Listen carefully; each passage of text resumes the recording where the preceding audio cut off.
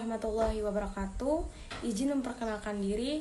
Nama Tiana Prasepta Ramdhani dari Prodi Ester Keperawatan kelas 1B dengan NIM P27904124122. Di sini saya akan mempresentasikan struktur dan fungsi pembagian sel.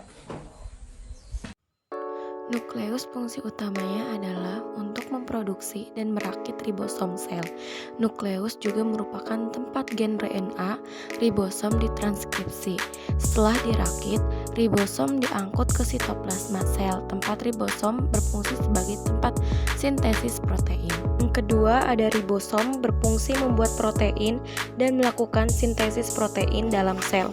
Proses produksi sel perlu diproduksi agar proses biologis dapat terjadi dengan cepat.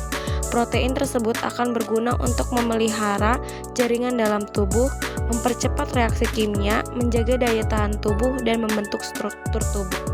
Golgi aparatus atau kompleks Golgi berfungsi sebagai pabrik tempat protein yang diterima dari ER diproses lebih lanjut dan disortir untuk diangkut ke tujuan akhir, seperti lisosom, membran plasma, atau sekresi. Membran plasma berfungsi sebagai pelindung sel agar isi sel tidak keluar meninggalkan sel, mengontrol zat-zat yang akan masuk atau keluar meninggalkan sitoplasma, dan mengendalikan pertukaran zat antara sitoplasma dengan lingkungannya. Mitokondria berfungsi menghasilkan sebagian besar energi yang dibutuhkan oleh tubuh untuk tubuh beraktivitas dan menjaga kelangsungan hidup.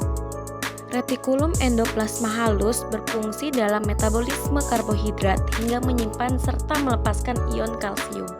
Retikulum endoplasma kasar berfungsi untuk memproduksi, mengemas, serta mengangkut protein sekretori seperti antibodi, protein pembekuan darah, insulin, enzim, musin, hingga kolagen. Fungsi utama flagela pada bakteri adalah sebagai alat untuk pergerakan. Lisosom berfungsi mencerna senyawa seperti karbohidrat serta protein. Lisosom juga mampu membunuh bakteri patogen yang memasuki sel melalui fagositosis. Sentriol berfungsi membantu dalam pembelahan sel dengan membentuk pusat pengorganisasian mikrotubulus. Peroksisom berperan menurunkan oksigen dalam sel dan melakukan reaksi oksidatif. Mikrotubulus berfungsi untuk mempertahankan bentuk pada sel dan berperan di pergerakan sel. Filamen intermediate berfungsi untuk penyokong sel dan inti sel, menahan tekanan dari luar dengan membentuk jejaring pada sitoplasma.